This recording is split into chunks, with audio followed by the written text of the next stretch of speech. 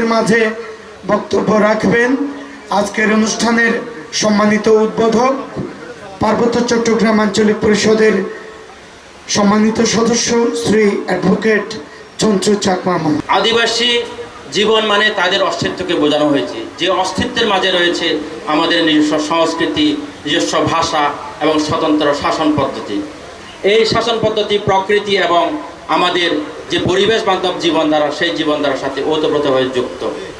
এই জ্ঞানের মূল্যে রয়েছে আমাদের আদিবাসী সম্প্রদায়গুলোর শত শত বছরের যে ধারাবাহিকতা এবং প্রকৃতির সাথে মিশে থেকে যে আমাদের কঠোর পরিশ্রমের মাধ্যমে অর্জিত সেই জ্ঞান, এই জ্ঞান আমাদেরকে রক্ষা করতে হবে এবং এগিয়ে আসতে হবে। এই হচ্ছে আজকের প্রতিপাদ্য বিষয়। তো যাই হোক, আমি সে প্রতিপাদ্যের বিষয়ে সামান্য আকারে বলে মূলত আমার যে অবতারণা আজকে বর্তমানে বাংলাদেশের আদিবাসীদের যে বিদ্যমান বাস্তবতা, সেই বাস্তবতার দিকে আমি আমার বক্তব্যটা নির্দিষ্ট করতে চাই এবং সেভাবে আমি আমার বক্তব্যটা তুলে ধরছি। একটু আগেই বলেছিলাম প্রতি বছর 9ই আগস্ট আসলে আমাদেরকে আদিবাসী দিবস উদযাপন করতে হয় এবং আদিবাসী অধিকারের কথা বলতে হয়, আমাদের আদিবাসী অধিকারের কথা শোনাতে হয়। কারা করে? এটা সরকারি উদ্যোগে করা হয় না, বেসরকারি উদ্যোগে করা হয়। যদি আমার যে বক্তব্যের পরিপ্রেক্ষিতে যদি প্রশ্ন করা হয় তাহলে কারা করে? যারা যুগ যুগ ধরে এবং এখানকার তাদের নির্দিষ্ট ভূমিতে বসবাস করে শত সহস্র বছর ধরে যারা লড়াই সংগ্রাম করছে এবং যারা অধিকার হারা, শোষণ বঞ্চনা ও নির্যাতন নিপীড়নের শিকার হতে হতে তাদেরকে একটা সিস্টেমেটিক্যালি যে বিলীন করা হচ্ছে, সেই আদিবাসী জনগণ এই দিবসটি উদযাপন করে। পার্বত্য চট্টগ্রাম সহ ঢাকা, চট্টগ্রাম এবং দেশের বিভিন্ন অঞ্চলে যারা এই আদিবাসী জনগোষ্ঠী বসবাস করছে, সেখানে এই দিবসটি উদযাপন করা হয়। আমি অভিযোগ করছি না, যেটা বাস্তবতা সেটা তুলে ধরছি।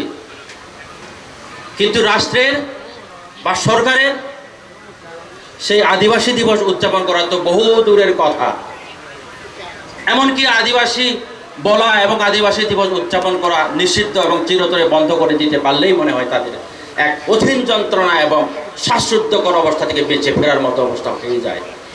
এই হচ্ছে আমাদের রাষ্ট্রের দায়িত্ববোধ, এই হচ্ছে রাষ্ট্রের কর্তব্য, তার জনগণের প্রতি তার যে মানুষ রয়েছে সেই মানুষের প্রতি তার আচরণ।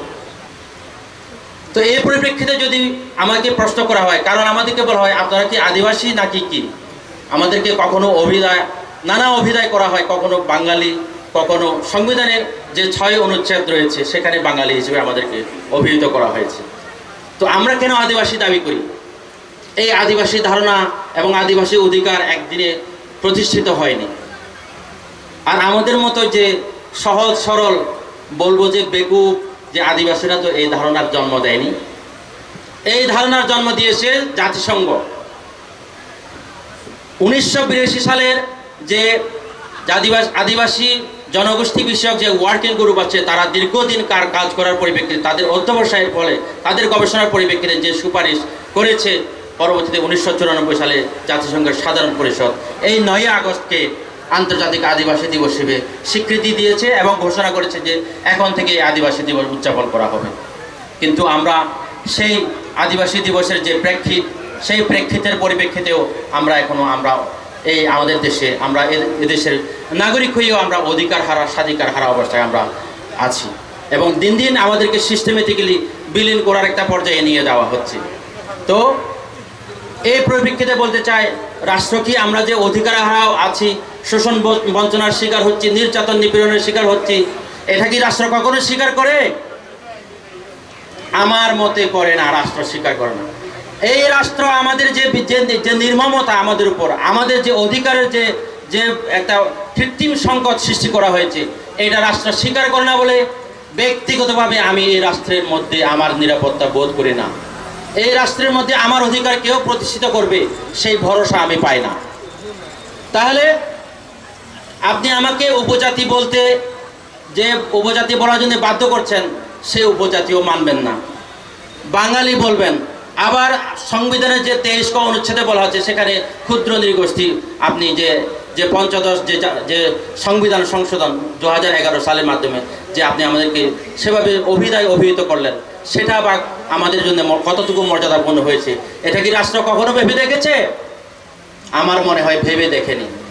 তো সুতরাং আমি উপজাতি হয়ে তো পার্বত্য চট্টগ্রাম চুক্তি সম্পাদন করেছি, তাহলে উপজাতি হতে দিলেন কই?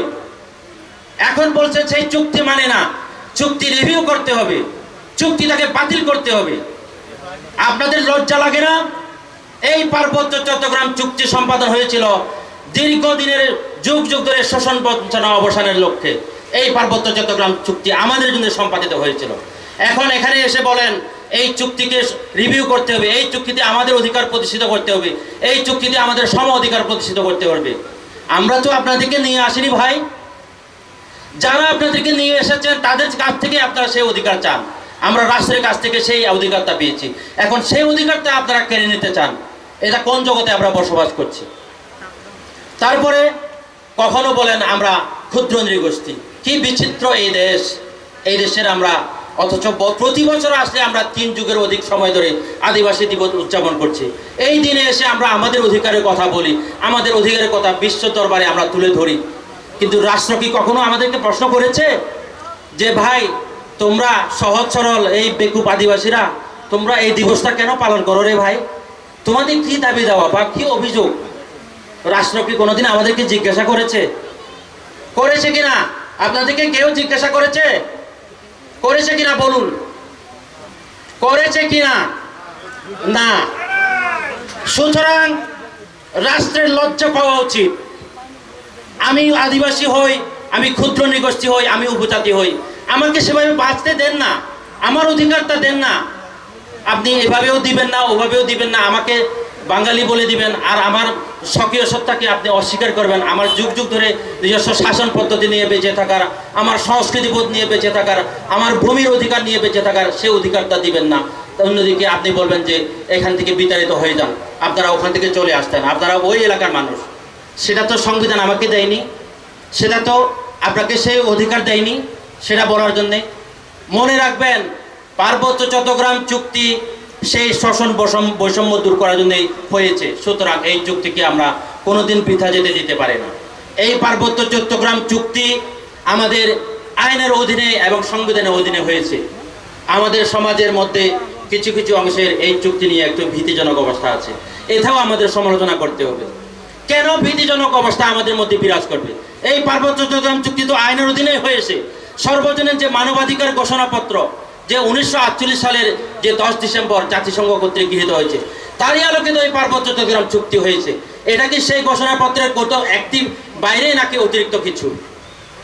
আর আদিবাসী অধিকারও আপনারা জেনে রাখবেন, আদিবাসী অধিকারও কোনোদিন সর্বজনীন মানবাধিকারের যে ঘোষণাপত্রের বাইরে নয় এবং অতিরিক্ত কোনো কিছু অধিকার নয়। আর কিছু বেকুব বলে যে আদিবাসী বললে নাকি আমরা বিচ্ছিন্ন হয়ে যাব, বিচ্ছিন্নতার গন্ধ পায়। আরে ভাই, 2007 সালে যে আদিবাসী বিষয়ক যে ঘোষণাপত্র, সেটাই হচ্ছে সবচেয়ে উপযোগী এবং জনপ্রিয়তা পেয়েছে সেই ঘোষণাপত্র। সেখানে তো কোথাও বলা নেই রে ভাই বিচ্ছিন্ন হতে হবে আদিবাসী অধিকার চাইলে। সেখানে তো কোথাও বলা নেই যে আদিবাসী অধিকার চাইলে সংবিধান বিরোধী হবে, যে সেই দেশদ্রোহী হবে। যে কোথায় বলা আছে বলেন তো ভাই? আপনারা না জেনে আন্দাজে আমাদেরকে সেই তকমা দিয়ে সিস্টেমেটিক্যালি আমাদেরকে বিচ্ছিন্ন করবেন না, আমাদেরকে বিচ্ছিন্ন হতে বাধ্য করবেন না।